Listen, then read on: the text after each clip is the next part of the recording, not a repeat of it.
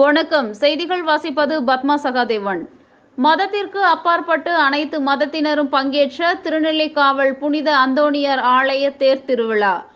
மத ஒற்றுமைக்கு எடுத்துக்காட்டாக அனைத்து மதத்தினரும் பங்கு கொண்ட திருவாரூர் மாவட்டம் மன்னார்குடி அருகே திருநெல்லிக்காவல் அடுத்துள்ள இலுப்பூர் பகுதியில் அமைந்துள்ள புனித அந்தோணியார் ஆலயத்தின் வருடாந்திர தேர் திருவிழா வான வேடிக்கையுடன் விமர்சையாக நடைபெற்றது.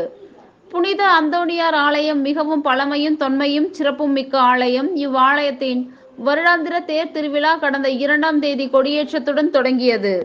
இவ்விழாவினையொட்டி கடந்த 10 தினங்களாக தினசரி இவ்வாலயத்தில் சிறு தேர் பவனி, ஜெபமாலை, பிரார்த்தனை ஆகியவை நடைபெற்றன.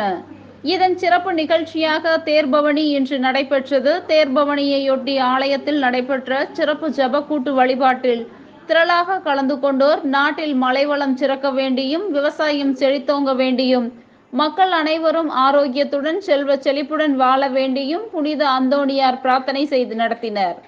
இதனைத் தொடர்ந்து பேராலயம் முன்பு மின்னொளியில் அலங்கரிக்கப்பட்ட தேர் சப்பரங்களில் புனித அந்தோணியார் சொரூபம், அன்னை மாதா சொரூபம் முதலான சொரூபங்கள் எழுந்தருள பிரதான முக்கிய சாலைகளில் தேர் சப்பரங்கள் ஒன்றன் பின் ஒன்றாக வலம் வந்தன. அப்போது வழிநடிகிலும் இருந்த பக்தர்கள் மதத்திற்கு அப்பாற்பட்டு மாதாவின் சொரூபங்களுக்கு மாலை அணிவித்து பிரார்த்தனை செய்தனர். தேர் திருவிழாவின் போது கண்கவரும் வான வேடிக்கையும் நடைபெற்றது. வானதூதர் அனைவரையும் வரவேற்று மாலை அணிவித்த காட்சி அனைத்து தரப்பு மக்களிடையே பெரும் மகிழ்ச்சியை ஏற்படுத்தியது.